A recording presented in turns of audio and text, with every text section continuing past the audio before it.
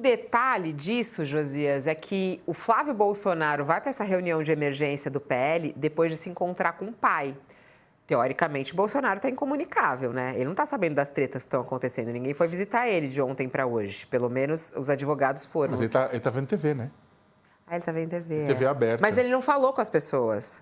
Não, ele não falou, mas ele deve estar, inclusive, desesperado, que ele deve estar assistindo TV, os canais abertos, né, os jornais, e aí deve estar louco para falar com o filho, né? E aí, Josias, o Flávio vai para a reunião com a palavra do pai, mas a Michelle vai para lá na quinta. O Flávio ele se declarou porta-voz do pai, né? Então ele vai para buscar uma posição do pai. Agora veja, Fabiola, aqui, veja a sutileza do movimento da Michelle. Ela não tem nenhuma função na executiva do PL.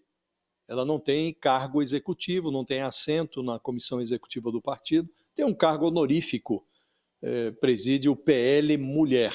Então ela não tem voz de decisão, não tem voto para decidir as posições do partido. Mas ela se contrapôs ao PL e aos filhos do Bolsonaro, saindo em defesa do marido. Então ela diz, olha, inclusive na carta que ela divulgou, na carta aberta da Michelle, nessa nota que ela divulgou hoje, ela diz, às vezes a mulher tem que alertar o marido sobre algo que ele está fazendo inadvertidamente. Então ela diz, quem sabe se eu não convenço o meu marido do contrário em relação a esta aliança firmada pelo PL no Ceará com o Ciro Gomes. Mas claramente o que ela está fazendo é um movimento político em que ela não joga na lata do lixo o apreço que tem pelo marido, o respeito pelo marido, ao contrário, ela se apresenta como defensora do marido contra um político, Ciro Gomes, que o chama de ladrão de galinha, de nazista, que o ofende, que diz que ele é genocida. Então ela mantém o vínculo com o marido, com o bolsonarismo, portanto não rompe essa linha que conduz ao legado, aos votos do marido, e ela se torna uma voz dissonante dentro do partido. O que o partido vai fazer com ela? Vai descartá-la? Vai destratá-la? Vai tirar essa função? Ela tem até salário lá, ganha mais de 40 mil por mês nessa função honorífica que ocupa. Está percorrendo o país, invernizando candidaturas do PL. O PL vai interromper isso? O Valdemar Costa Neto pode ser retórico ou não, mas ele não jamais exclui, quando lhe perguntam em entrevistas, a hipótese de a Michelle ser representante do PL na disputa presidencial do ano que vem. Pode ser só declaração retórica para não se indispor com a ex-primeira-dama, a mulher do ex-mito, mas ela está no jogo. E a questão agora é saber se o PL vai excluí-la do jogo, se o partido vai descartá-la, se o próprio marido, como o marido vai enxergá-la. As pesquisas estão saindo aí, até hoje saiu uma que dá ela já em situação de empate técnico com o Lula. Vai descartar uma personagem assim? Talvez não convenha ao partido. Acho que essas caneladas que os filhos deram na Michelle, é preciso ver como o partido vai tratar. Ontem se dizia, não, a Michelle vai ser enquadrada pelo PL. Será? Depois que ela soltou essa nota, dizendo, olha, eu tenho o direito de divergir, de expor a minha posição. Então, se tentarem enquadrá-la, ela vai se tornar uma voz incômoda dentro do partido. Melhor, talvez, absorver esta divergência e tratá-la como a divergência política merece ser tratada, com respeito. É uma voz dissonante. É preciso ver o que o marido vai dizer, ver o que o Flávio vai sair dizendo da cadeia e como o PL vai se portar nessa reunião de hoje. Vão enquadrar, vão tomar uma decisão qualquer na reunião do partido, submetendo a Michelle à decisão partidária. Então é preciso ver como vão se comportar. Agora, dependendo de como se comportarem, Fabiola, pode aumentar até a estatura da Michelle junto a esse eleitorado mais radicalmente vinculado ao Bolsonaro, porque ela está se apresentando como uma mulher conscienciosa, que está defendendo o marido contra um detrator que o chama de ladrão, que o chama de genocida. Então, ela está fazendo um jogo muito competente. É preciso ver agora se o PL terá a mesma competência para lidar com ela. Tem a coluna da nossa colega aqui, a Carla Gimenez, que é interessante, Sakamoto, nesse ponto que você dizia, das feministas. Vamos abrir isso e falar das mulheres como um todo. A Carla, ela escreve aqui que o PL enquadrou a Michelle, né? Como vai enquadrar agora nessa reunião de emergência. Porque ali, ó, você imagina o que a Michelle vai encontrar nessa reunião?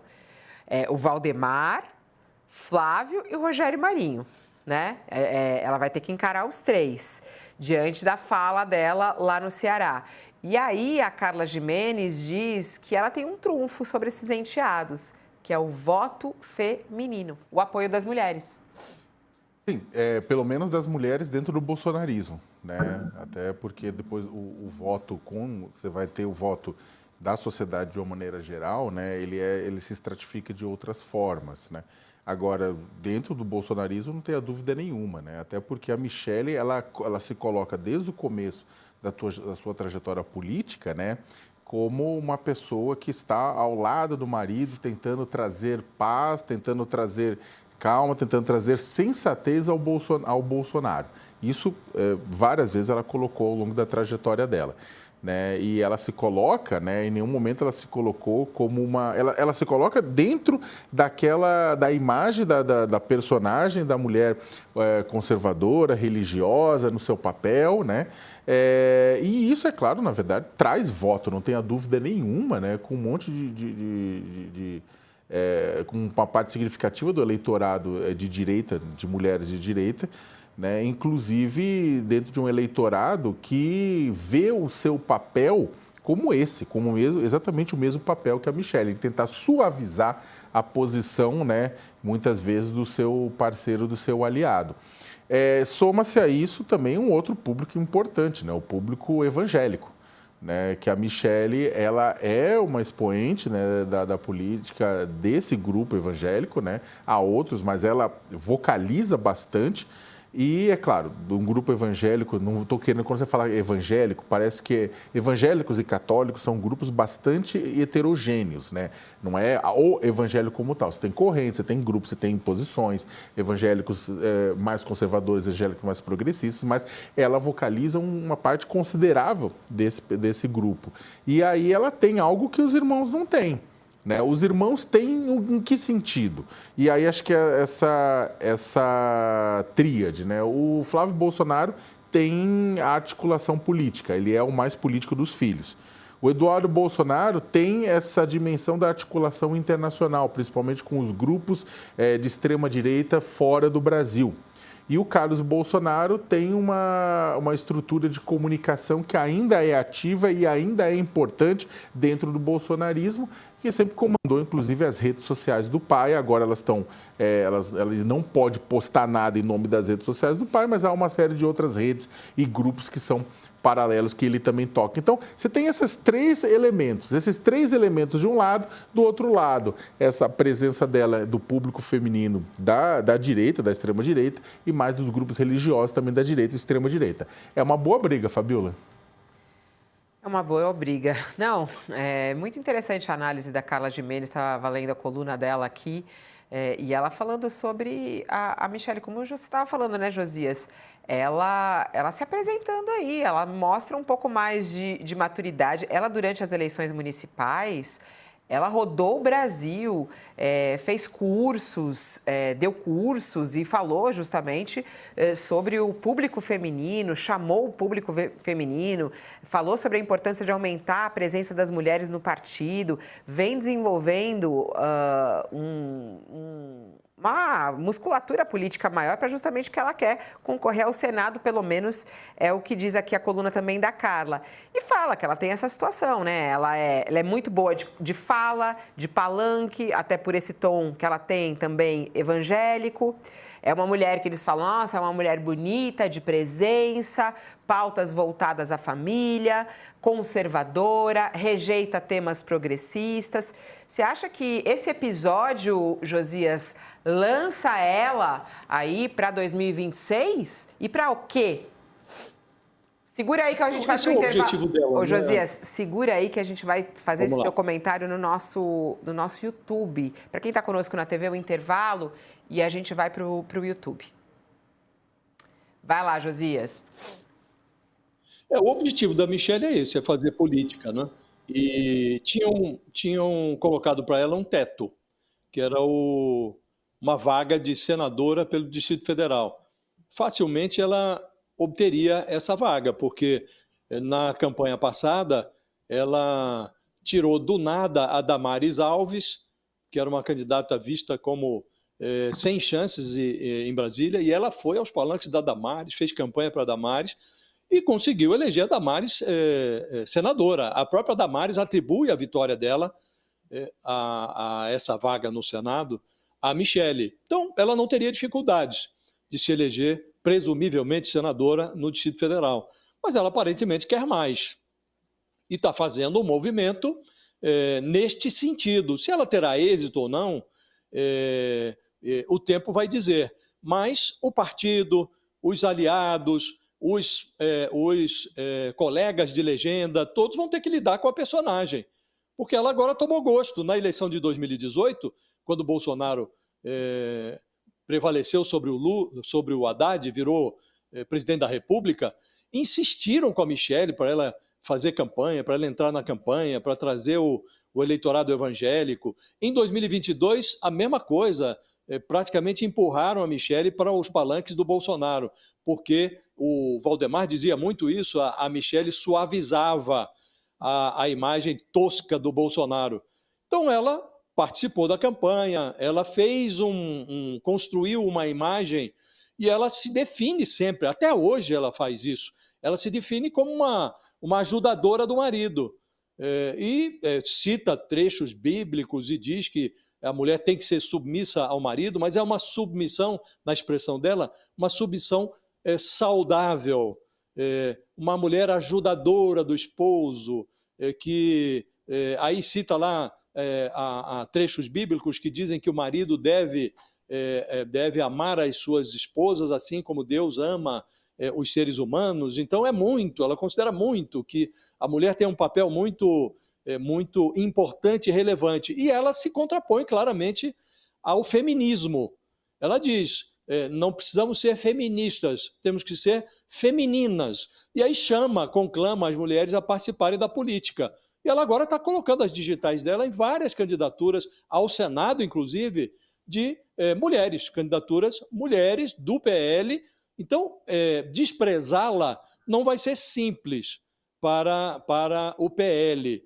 Tampouco maltratá-la será algo trivial para os filhos do Bolsonaro, porque ela está se apresentando como defensora do marido. Né? Então, ela está fazendo um jogo, Fabiola, que eu diria muito competente. Os que estão ao redor dela vão ter que aprender. Empurraram para a política, ela tomou gosto, agora vão ter que lidar com ela. Só mais um capítulo rápido em relação a Bolsonaro, o Sakamoto. Ontem o Flávio Bolsonaro, o senador, voltou a criticar, né, as condições da prisão do pai, né? E ele diz que é uma situação muito dura, muito mais dura do que enfrentada por traficantes e integrantes de facções criminosas.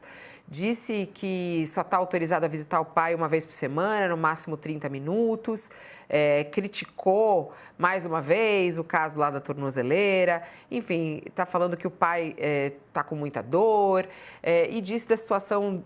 tem VT disso? Foi no Flow também? Então, vamos lá. Obrigada, Lu. Tem mais uma fala do Flávio Bolsonaro a respeito das condições do pai. Na verdade, a gente não tem muita informação em tempo real, porque o tratamento que tem sido dado a ele não se dá nem a traficante de droga, chefe de facção criminosa. A gente fica sabendo por um parente da Michele, na verdade, que vai lá levar as refeições para ele. E aí, dependendo do policial que está ali no plantão, dá uma informação mais precisa ou uma informação mais genérica, tipo assim, quando o cara está de mau humor, ele fala, sem alteração, e pega a comida e leva lá para o presidente, porque ele não se recusa a consumir qualquer coisa de comida e bebida que é fornecido lá dentro de onde ele está, não por causa dos policiais, mas que ele tem uma desconfiança da origem disso. Então, a notícia que a gente tem é sempre muito genérica, a gente nunca sabe se é verdade. E aí, Sakamoto, você vê algum tipo de crueldade ali com o Bolsonaro? Não, privilégio. Tipo, o mesmo privilégio que, inclusive, que Lula teve ao ser encarcerado pela Polícia Federal em Curitiba. Vamos lembrar, inclusive, que a juíza Carolina Lebos, no início do de 2019 tinha deixado claro, né? Olha, o Lula só pode receber visita uma vez por semana, líderes religiosos uma vez por mês, né? A cela que o Lula tinha em Curitiba tinha 15 metros quadrados, né? A sala do Bolsonaro tem 12 metros quadrados, né? A sala do Lula foi sendo equipada com o tempo, tanto é que hoje o Bolsonaro acaba se beneficiando pelo processo que garantiu meio que um padrão de sala de Estado maior conquistado pelo Lula, né? Nesse sentido. Saiu hoje uma matéria interessante aqui no UOL, né? Exatamente falando que enquanto o Anderson Torres, ex-ministro da Justiça de Bolsonaro, está com uma cela na Papudinha de 55 metros quadrados, e aí o Flávio Bolsonaro reclame com o Anderson Torres, então. Ele que tem a cela maior do que o pai dele, né, do que a do pai dele. Uma cela com 55 metros quadrados, um garden, né, porque inclusive tem uma área aberta, né, dentro da cela, né, grande, tudo isso mais. Você vai pegar os presos na Papuda, lá na segurança máxima, né, que aí você pega os criminosos hardcore, eles estão com celas estão com 10 pessoas, né? O dado, Fabiola, é bastante... Até puxar o dado aqui, né? Mas a cela, a quantidade de gente na cela olha, 10 presos espremidos em 6 metros quadrados. Ou seja, enquanto o senador Flávio Bolsonaro mereceria fazer uma visita à Papuda para ver como é que está a situação dos presos lá, porque você está tendo o quê? 10 pessoas, em média, em 6 metros quadrados e o pai dele está sozinho em 12 metros quadrados, né? Então, caberia, tecnicamente, pelo padrão Papuda, onde o Bolsonaro está, caberiam 20 pessoas. Estariam 20 pessoas. Bolsonaro e mais 19. Né? Então, é claro, o senador Flávio Bolsonaro está fazendo um discurso de filho e também de senador aliado ao bolsonarismo, está fazendo a parte dele. Agora, cabe todo mundo que está recebendo essas informações fazer o filtro, falar, é um mimimi de um filho, é um mimimi de um aliado político, né, que está reclamando a respeito do espaço, sendo que a realidade dos presos no Brasil ela é outra. E vamos além, inclusive, além do espaço o espaço privilegiado que o presidente está tendo, né, lá na carceragem da Polícia Federal no Distrito Federal, ele tem acesso total e imediato a médicos. Se tem algum problema, os médicos dele podem ir lá atender. Ele está tendo alimentação também, recebendo quentinha, porque ele não confia na comida lá do sistema penitenciário, está recebendo quentinha comida de fora. Sabe, ele está recebendo visitas, inclusive eu estava perguntando, falando com a jurista Heloísa Machado, e a Heloísa falou que a quantidade de visitas que o Bolsonaro está recebendo, ela não é normal no sistema carcerário. Inclusive, em algum momento, alguém vai questionar isso. Está recebendo muitas visitas. Né? O Alexandre de Moraes está deixando exatamente para não ser criticado de estar limitando. Um preso normal, um bandido comum, né? Não um bandido golpista, mas um bandido comum tem menos acesso. Então, Fabiola, não há nenhuma tortura contra o ex-presidente. Ele está sendo muito bem tratado, melhor tratado do que a realidade carcerária brasileira.